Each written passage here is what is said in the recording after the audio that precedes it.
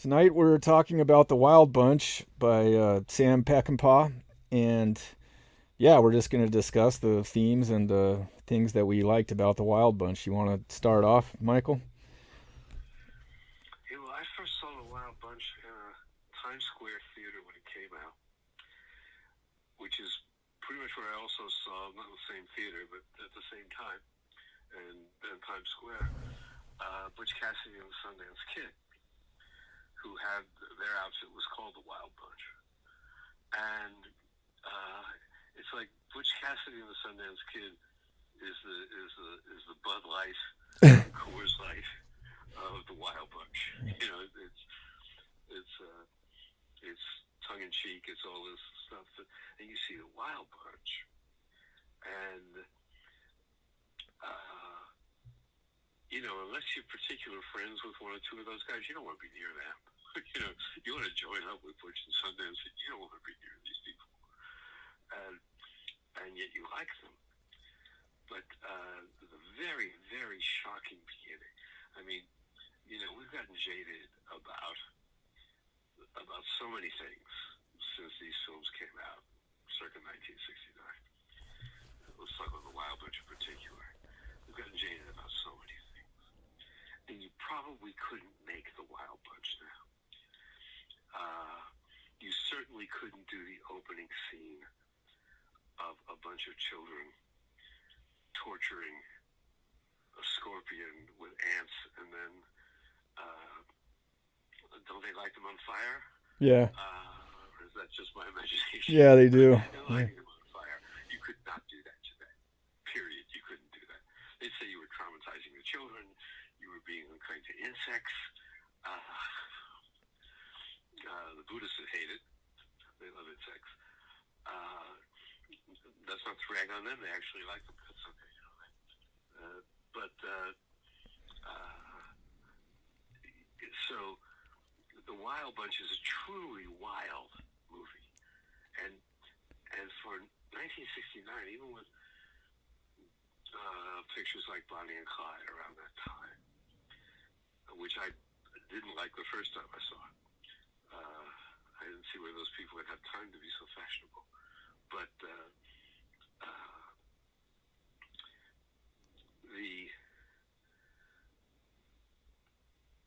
the wildness of the movie itself is really breathtaking when you step back from your experience of it, and that it's been around for more than 50 years. And uh, it is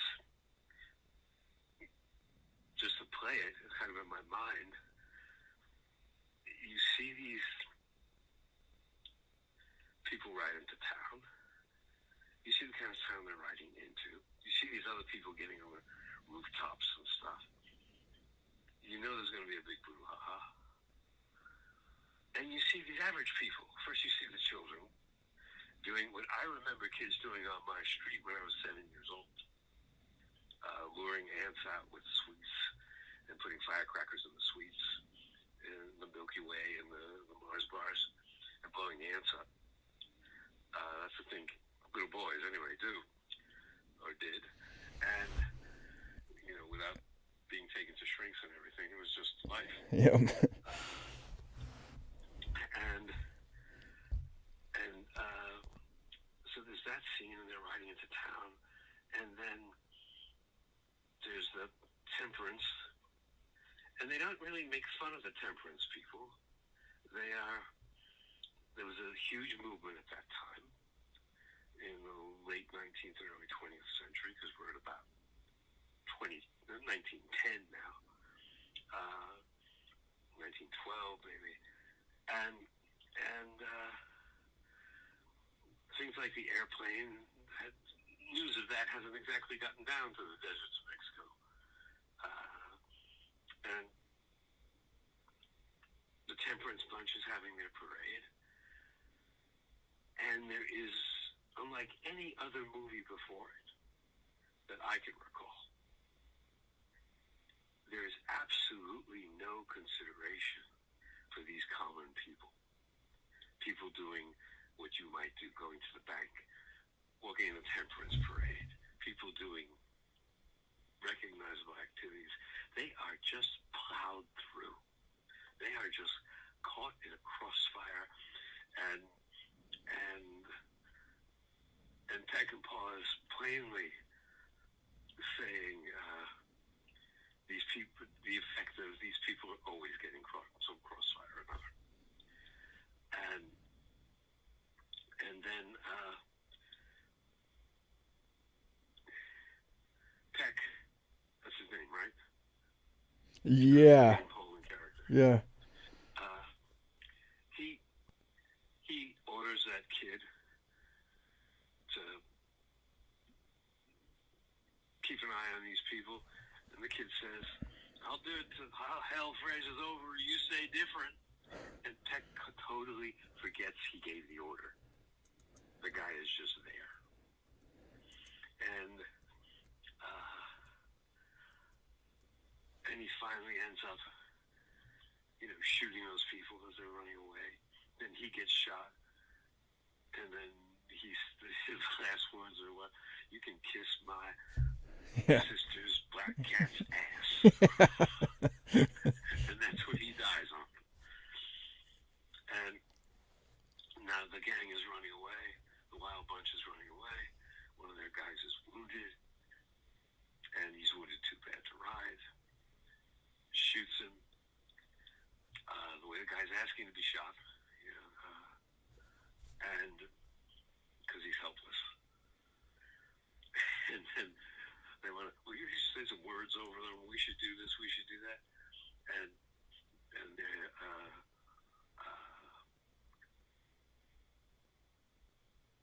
there's that little contest for leadership, which fizzles out, but it's very clear that the Ernest Borgnine character and the William Holden character and the old guy, played by an actor whose name escapes me, but he was a wonderful character actor, they're willing to shoot it out with the rest of the gang. There isn't much of a gang anymore, but they're willing right there. I think William Holden says it, let's settle it right here, right now. Everybody just backs down because they know he's talking about he's really willing to do it. And then that night, they're camping, and we hear the backstory between Ernest Borgnine and William Holden. And the great line when William Holden says, and Ernest Borgnine says, he gave him his word, the Robert Ryan character whose price for getting out of jail was to track these guys down, who used to ride with them, be time with them. And Ernest Borgnine says, it's not, it's something like, it's not giving your word, it's who you give it to. And you see that the movie revolves, for me, around two things. One is the question, why not? Which happens several places in the movie, and finally at that critical last place, when they're going to save their Mexican comrade. And I guess it's Ben Johnson that says, why not? And they make that wonderful walk, the five of them, down the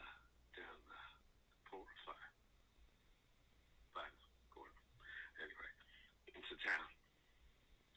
Like great gunfighters walk, where you know that it's all on the line, and you pretty much know what's going to happen from there. But they play it out. But the other thing, and I'm finding this when I look at a lot of American films, when I first really discovered it with The Wild Bunch, the whole thing is a question of loyalty. Who do you give your loyalty to? What are you actually loyal to all the way to death? What are you loyal to? Who are you loyal to? Have you given that loyalty to anybody? And you see it in a film like Casablanca, where it's from one end to the other. You don't know, is Rick going to be loyal to this, going to be loyal to that, just going to be loyal to himself? It's a matter of loyalty. You see it in a film as totally different from that as a woman under the influence. Peter Falk stays loyal to his wife no matter what. He knows she's unbalanced. He knows she played around. He knows that she'd only do that if she's going crazy. But they're going to clean up the mess together. There's that loyalty. Loyalty is such a question in American films. I keep seeing it now because once I thought I had the idea, I saw it everywhere.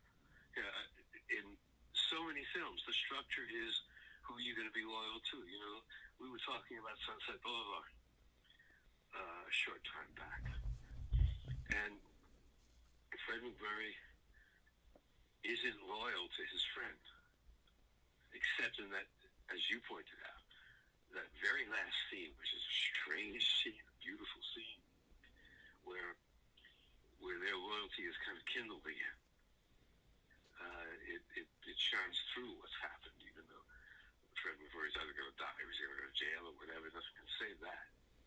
But they still admit this feeling for each other of loyalty. So in the Wild Bunch, it's tested over and over and over again until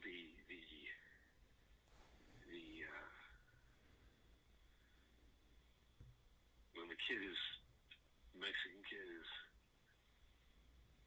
taken by the general for shooting the girl, and we see him crazed and shooting the girl. You know, and, all these things that you're really not supposed to do in movies anymore. There's one thing after another in that film that you wouldn't get done today.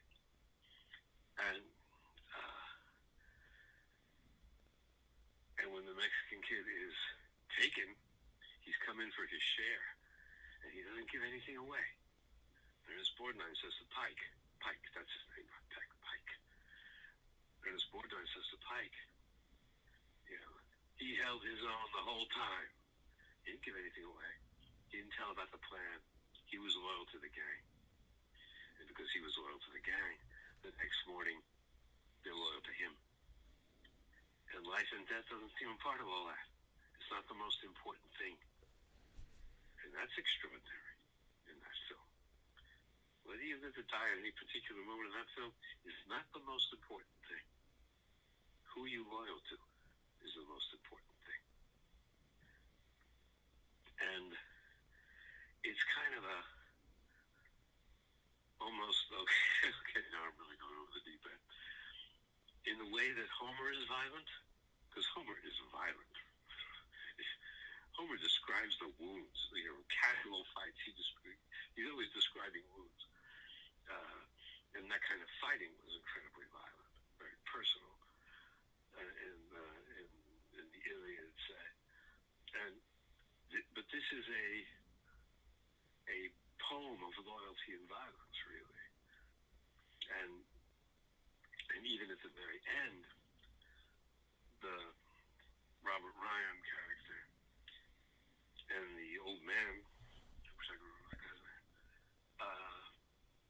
they rode together before, and here they've been, enemies, because Robert Ryan gave his word to the railroad company. He says, I said I'd track him down. I didn't say I'd bring him back. And the old guy with the Mexican revolutionaries said, make some kind of thing about his bunch of, me and the boys, he says, took care of those, show the Martin and L.Q. Jones taking Pike and the others' bodies. And Robert Ryan says, I figured. And then they've been kind of technically enemies.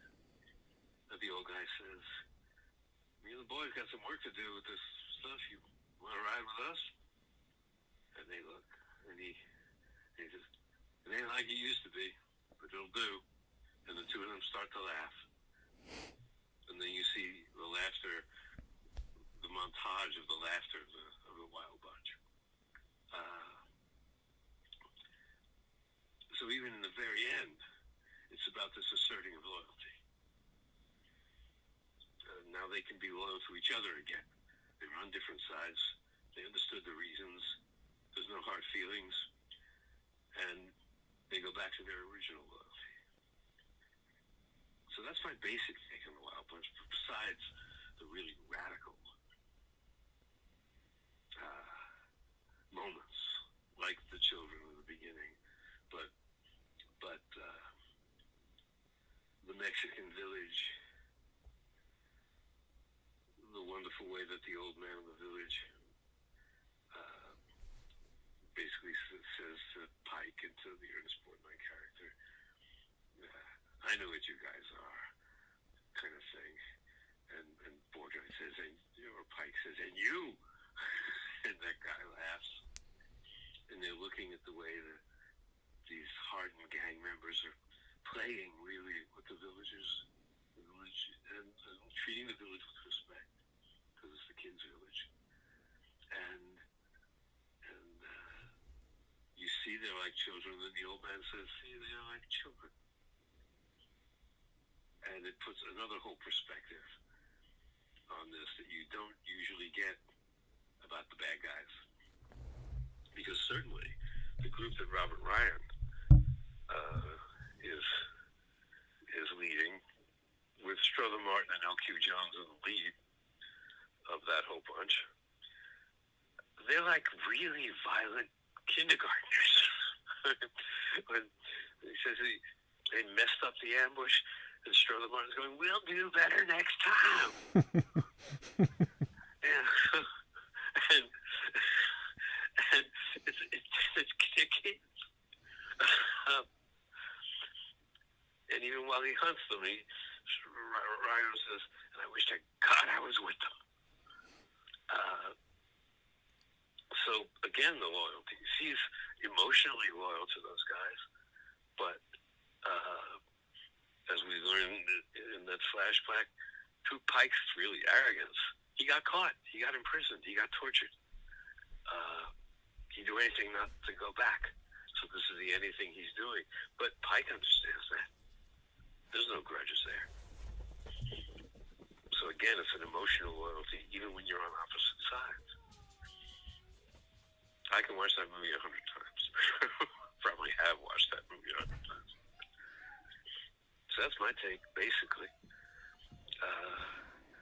Where does the movie get to you? Hold on a second. Or don't hold on. Wait. My what interests me about the movie is all the different factions that are represented in the movie, and it's kind of like an old trope that like your film teacher is going to show you that opening scene in The Wild Bunch, because it's, although it's wild, it's a very controlled editing. Oh yes. And very very intentional editing, and like an editing that has never been done. I've never seen it in any movie before that. Right. And it's I No, mean, it's completely radical. I'd love to have been in the editing room when that was done, because it seems, it conveys wildness, but it's extremely intentional and very controlled, and that's not something that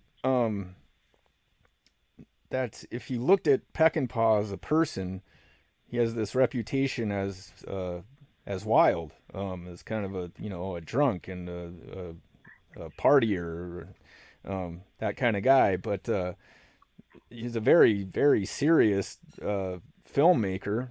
Definitely is, just in a million different ways. But that the but it's a trope within like in film school that they're gonna like compare it to what was going on in Vietnam in that time, right? Mm-hmm. And so I kind of like, last time I watched it, I was going through it, and as the movie progressed, I was like, I couldn't help but compare it to Vietnam, and all the different loyalties, right? Right. And all the Right. different factions, right? So Mm-hmm. you got the general and the Mexican army. You've got Pancho Villa.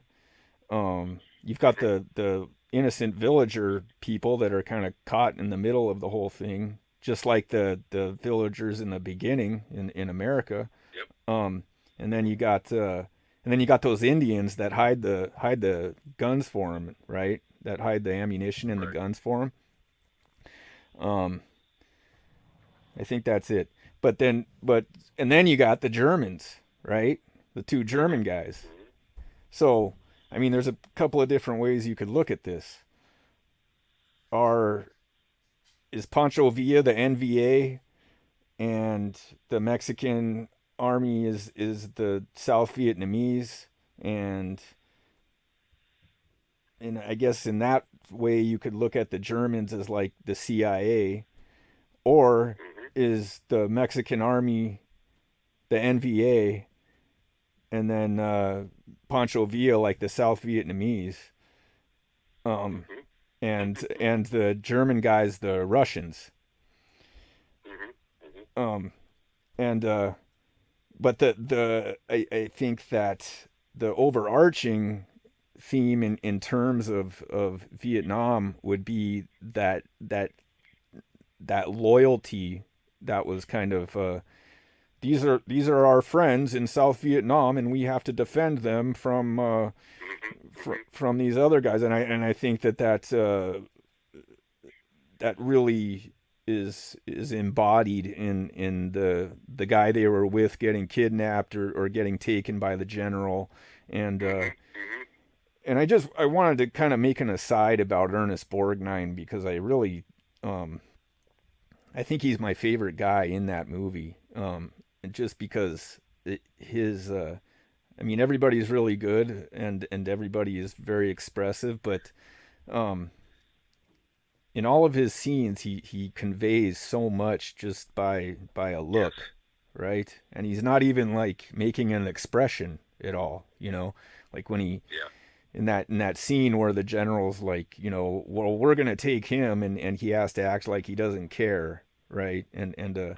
it's a very difficult scene to convey that he actually is super concerned, but he has to act Yep. like he's not, and then he's riding Right. away and he has to look back at the guy and like look in his eyes without anybody else noticing, and Yeah. but and I just kind of wanted to say I think that, it's one of his two or three best performances. yeah, Yeah. and that he kind of became, when I was a kid, you kind of looked at Ernest Borgnine as like, okay, he's gonna be in Towering Inferno or Earthquake, and then he's on Mm-hmm. like some crappy TV Right. shows or something like that, but which, like, he was good in those things, but he was kind of playing the same character every time, like the Right. gregarious loud guy.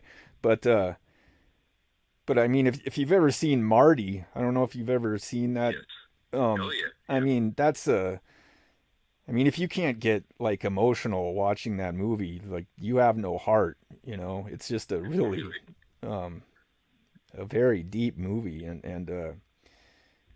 kind of shows concerns themes that you don't see in films all the time, like the lives of the unattractive, Right. and but and he was so good in that. I was just looking at this. I looked him up on Wikipedia while we were talking, and I guess for that movie, he won Best Actor, in the Academy Yeah. Awards, and then he Yeah. won Best Yeah. Foreign Actor in the British Academy Awards, and then like won a bunch of Huh. other um, he won a Golden Globe for Best Actor for that too.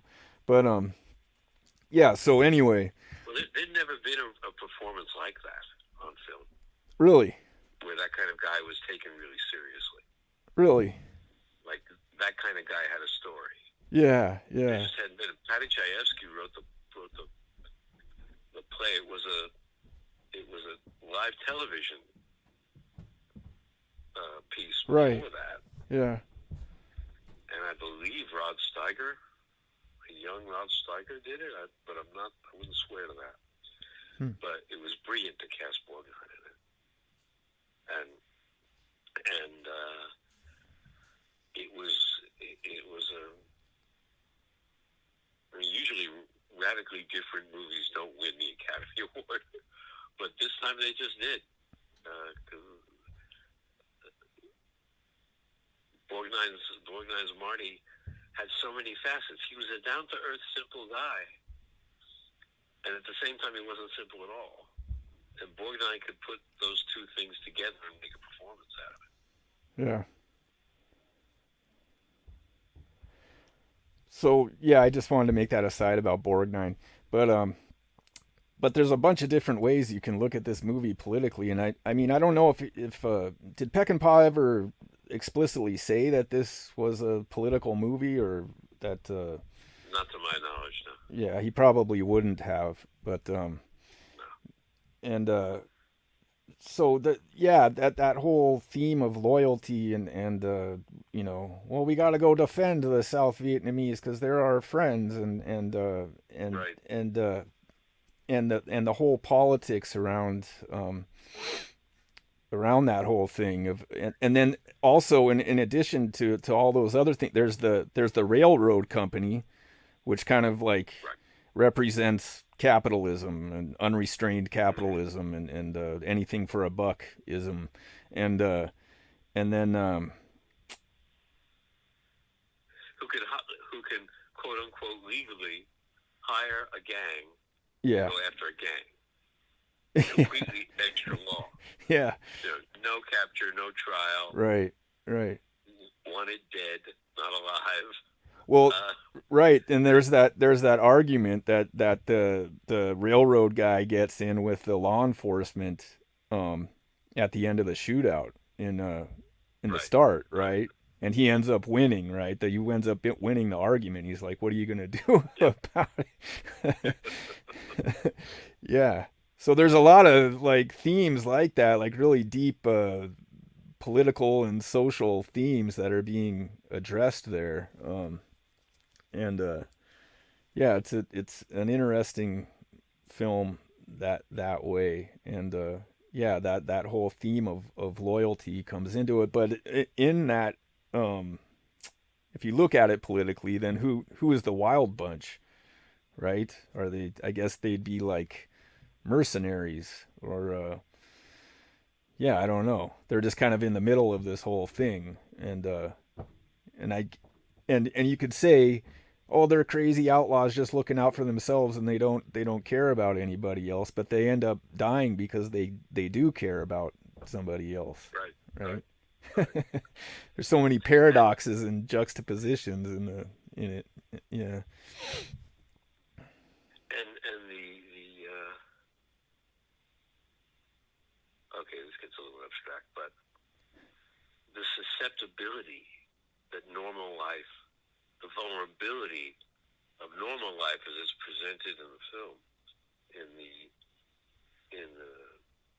American village and in the Mexican village, and this wildness that can just tear it apart, Yeah. over which it has no control,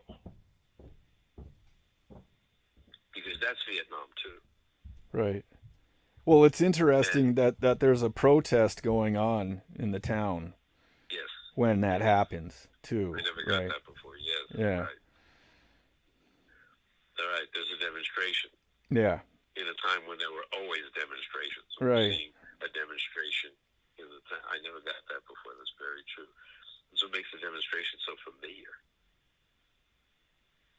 Oh yeah, they're demonstrating. Yeah, was this that came out in 68? This 68 or 69? 69.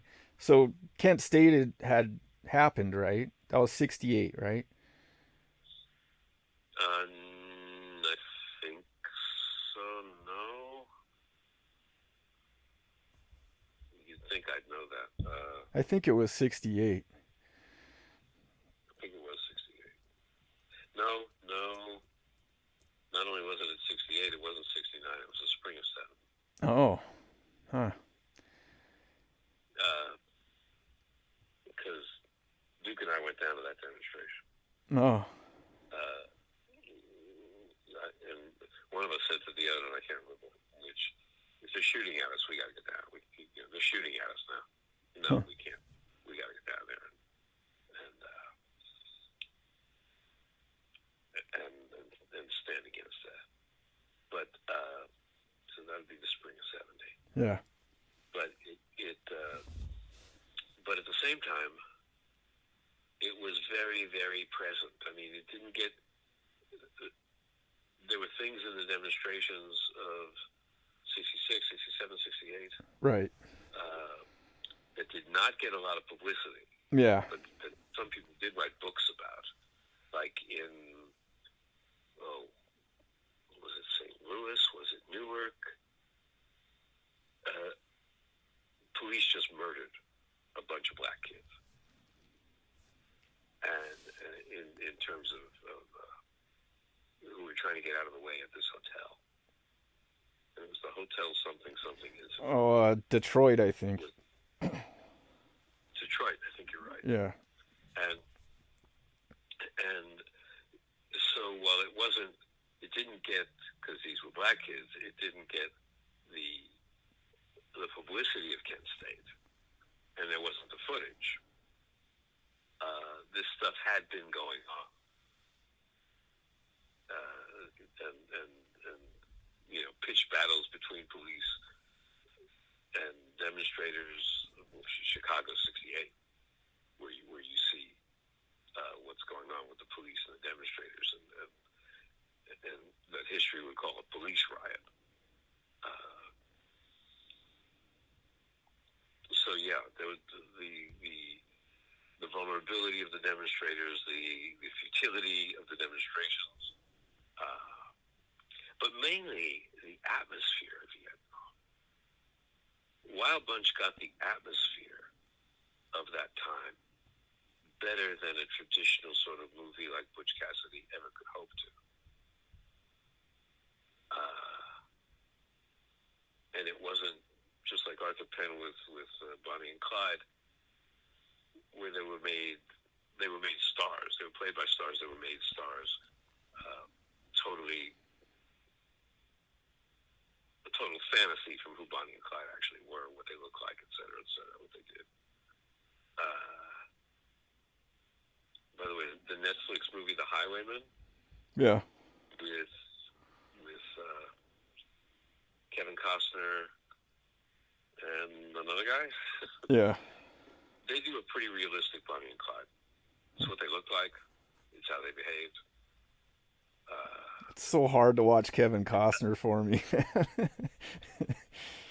It's just always been difficult for me. I can understand that. I like him as an actor, but I can understand that in Yellowstone, he plays.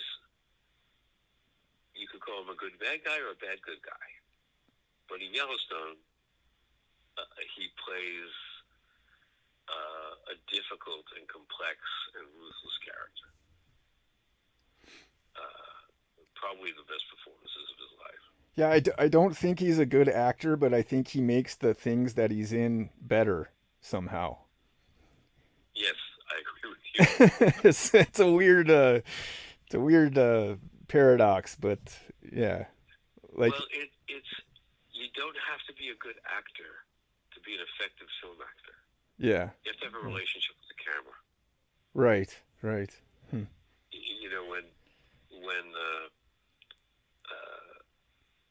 When they showed whoever was the head of MGM in the '40s, probably maybe still Louis B. Mayer, they showed him a screen test of Ava Gardner,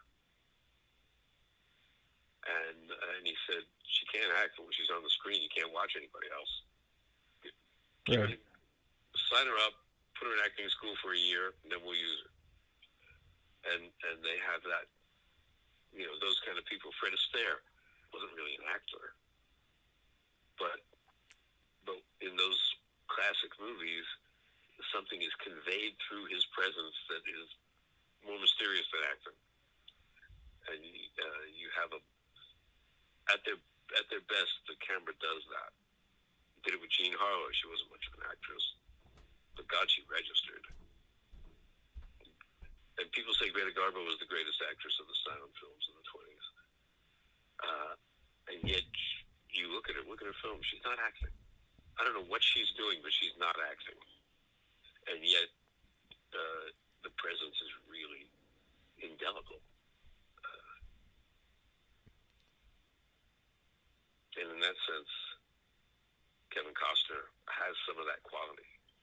You can see him as a baseball player. You can see him as this rancher. You can he feels he does make the movies he's in better. It is weird. Another way you could look at the Wild Bunch is if you looked at the main characters as as older military men that had been through World War II and were now forced to like participate and confront this new thing in Vietnam, and their like their confusion and lack of understanding of this new environment, and and all the different sides that are involved in that environment. Mm-hmm.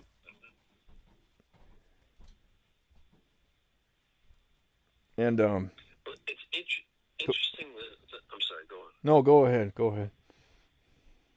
It's interesting the period that this happens in because they're seeing their first automobile, for instance, but it isn't.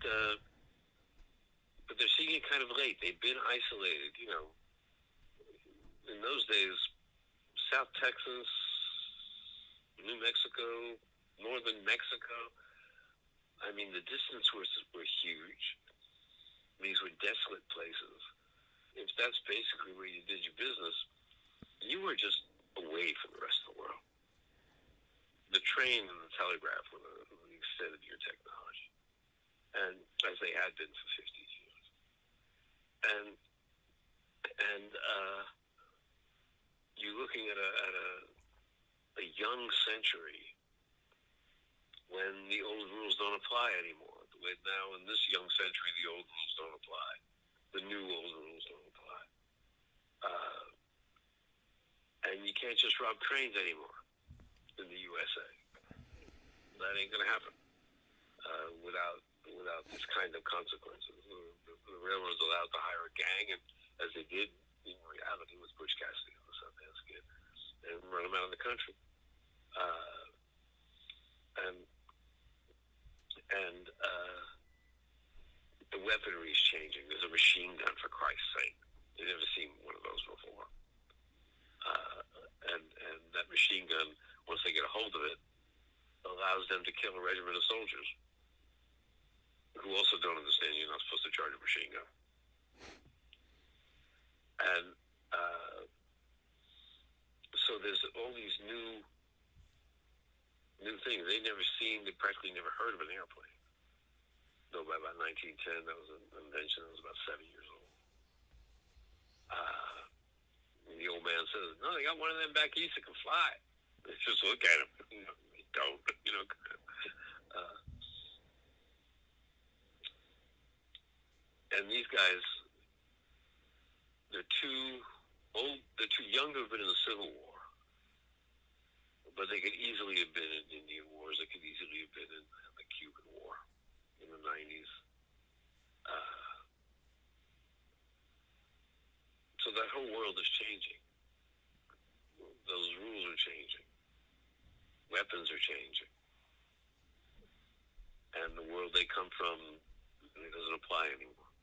I mean, one of them needs to have a 45 automatic, doesn't he? Yeah, yeah. Yeah. Uh,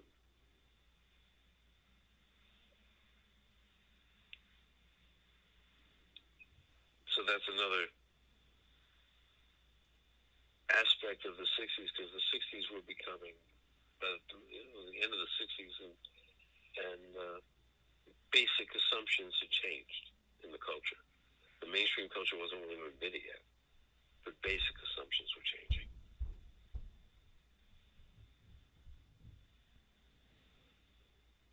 and there's no place for that gang in its country anymore. It doesn't have a country anymore.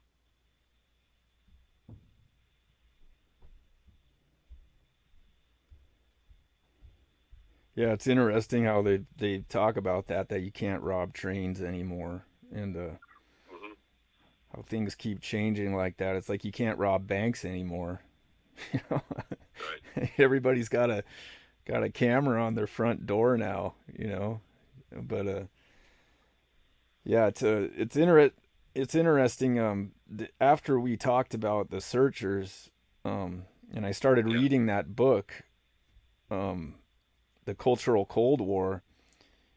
I didn't Yeah. get a chance to talk to you about this, but there's a whole chapter in there that talks about how John Ford worked with that Congress for cultural influence or whatever, and Mm-hmm. how they were working with him and like funding him, and how he made the searchers as a big part of that was making marketing that film to the European audience. Um, Really? yeah, yeah, and I think a big part of that movie was for World War II veterans and or European World War II veterans like Germans and Italians, because he's Mm-hmm. the John Wayne character is was a Confederate soldier, Right. right? Right. He's like a losing soldier, right? And but I thought that was really And fascinating. he's also got that German cross from, like, so he was down fighting on the side of Maximilian in Mexico. Oh, wow. I didn't even Yeah. remember that. Yeah. Yeah. Wow. No, well, I can't claim to have come up with that myself. Uh, I was reading, I don't know what, a long time ago, uh, and and and the writer mentioned that, and I went, oh yeah, holy shit! He gives that kid the cross. That's a German decoration. He was fighting with Maximilian, Huh. and Ford just slides that in. Yeah. Huh. Yeah, I thought me thinking about that was a little wacky, you know, and then and then I read that book, and then now you telling me that, yeah, he was I think he is putting little eggs in there for people, but yeah, that's interesting. Huh. Yeah, is there anything you wanted to say about just Peck and Paw in general? Uh, he's fascinating, really, because his themes are very different from most people. You know, his first, you know, he directed a lot of episodes of Combat and various other shows. But his first movie, Ride the High Country, with Joel McCrea and Randolph Scott, it too is a movie about these older lawmen, sometimes outlaws. Uh, Randolph Scott is working in a carny. Joel McCrea is basically working like a private detective almost, and Joel McCrea is commissioned to uh, try to get this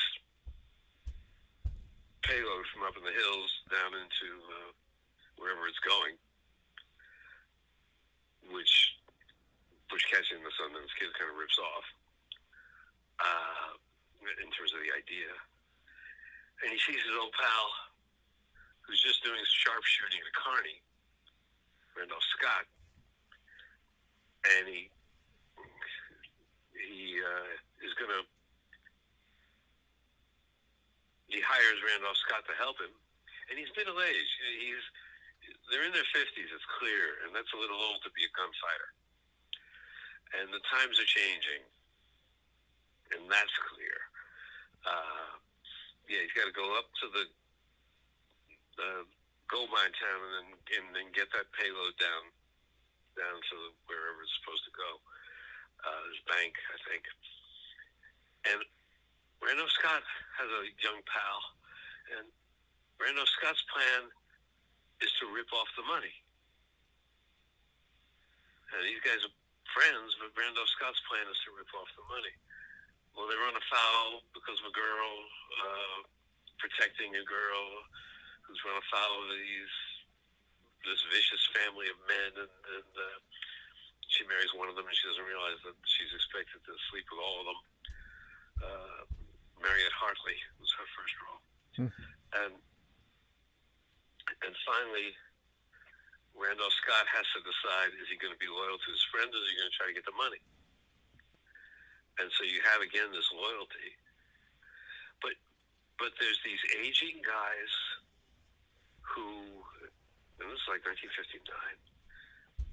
These aging guys who no longer fit, who are trying to make a last play, get their self-respect.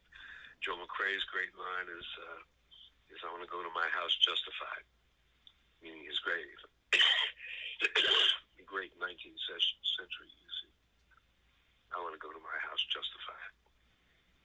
And for him, that means doing the job he was hired for and doing it right and doing it honestly, even if it's his last job.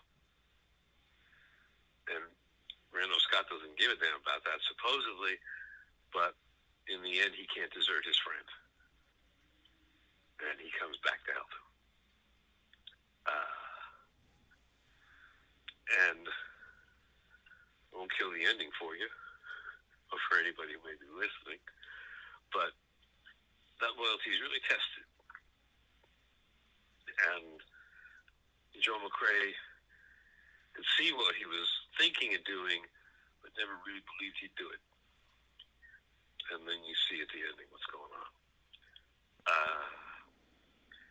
So with Peckinpah, he had this sense of being born in the wrong time, I believe.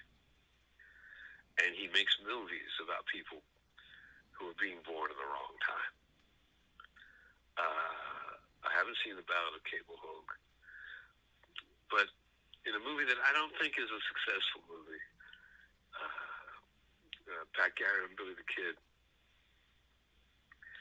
but it has its moments. And again, with Garrett, he and the kid are friends. He's kind of a mentor. The kid isn't such a kid. And Chris Christopherson just can't convince you he's, a kid. Whereas Billy the Kid was a kid. Yeah. He killed 21 or 22 people in a very short time, but he was not much older than that, 21 or 22. And, excuse me. And again, you get the sense of a wildness that just cannot express itself in this culture.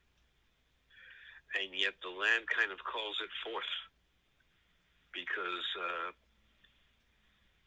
it is still in the Peckinpah's vision what Whitman said of the great open of the in the Song of the Open Road, that here I'm not remembering it literally, but here a significant deed, he says it much better than that, has room. The sense of there's room for audaciousness. There's room for this kind of thing. And that always pulls against the sense of order that most people want. Even if they rail against it, most people want it. And I like for traffic lights to work too, so I'm not putting myself above them. But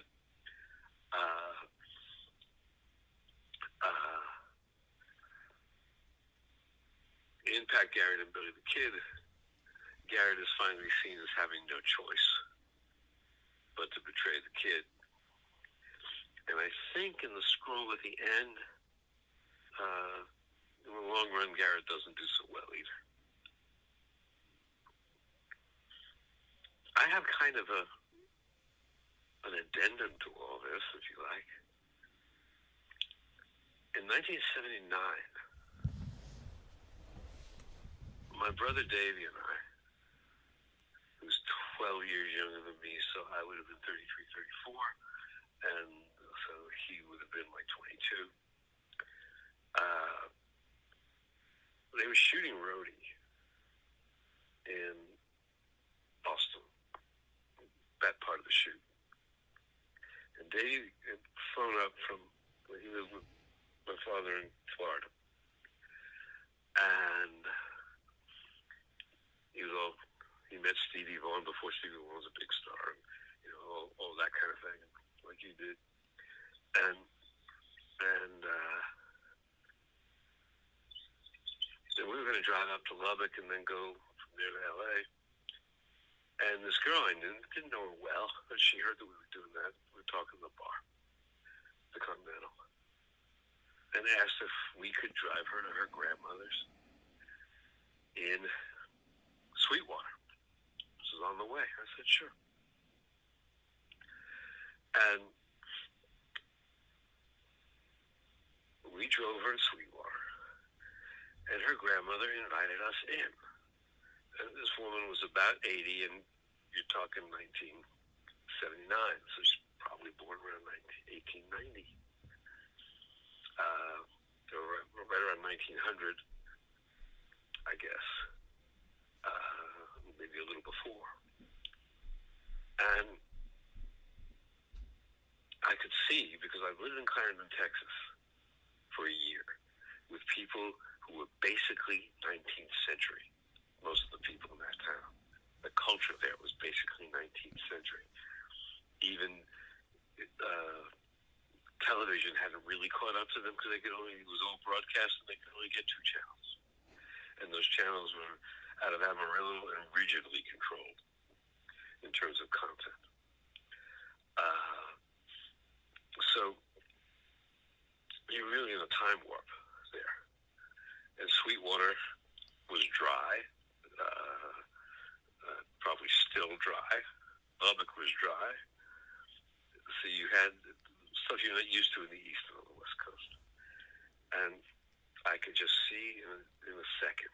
And I said to Davey under my breath as we were going in, no curse words, none at all.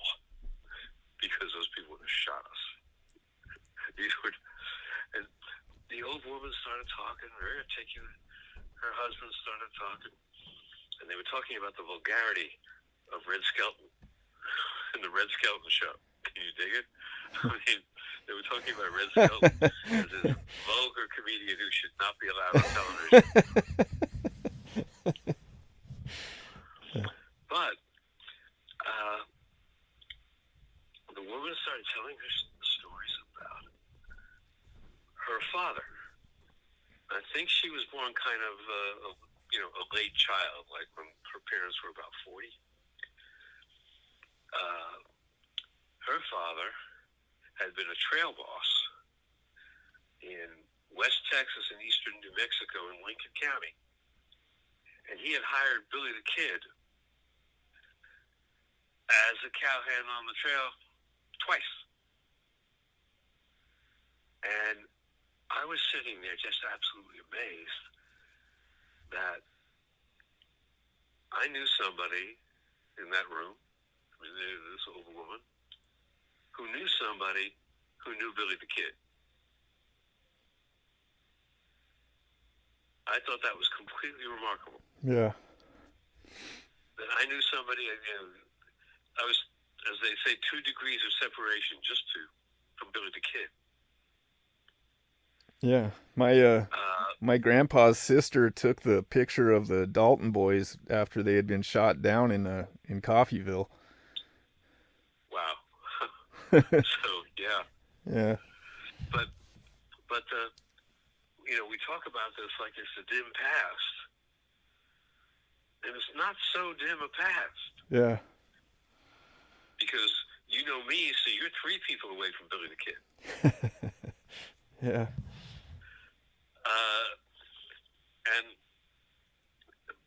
But those stories live on. They get exaggerated. They get told very different ways. It's hard to unearth the truth. There are 2 graves of Billy the Kid in around Fort Sumter, New Mexico, and he's probably not in either one of them. is the way the story goes.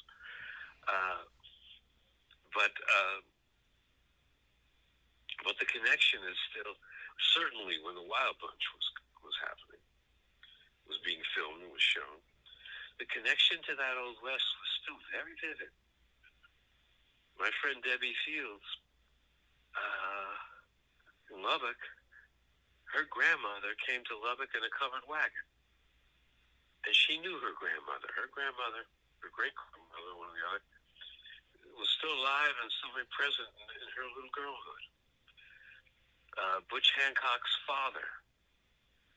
grandfather, was the first person to drive an automobile into Lubbock. So we're not so far removed from this. And I'm not sure what my point is, but with I thought of it because Peckinpah likes to focus on middle-aged people. Yeah. Who are making trying to live by old codes in a world that's changing. Mm-hmm. And that doesn't want them anymore. Mm-hmm. Yeah, that's what Ballad of the Cable Hogue is about. Yeah, definitely. Mm-hmm. I think does it Bring Me the Head of Alfredo Garcia? Is that Yeah. yeah, that's also a very uh middle-aged person at the crossroads movie. Um Very interesting movie that I don't really see around very much, but it's very No, I interesting. haven't seen it. I Yeah. haven't seen it streamed or advertised or anything. Yeah. Okay. All right, man. Yeah, it's a good one.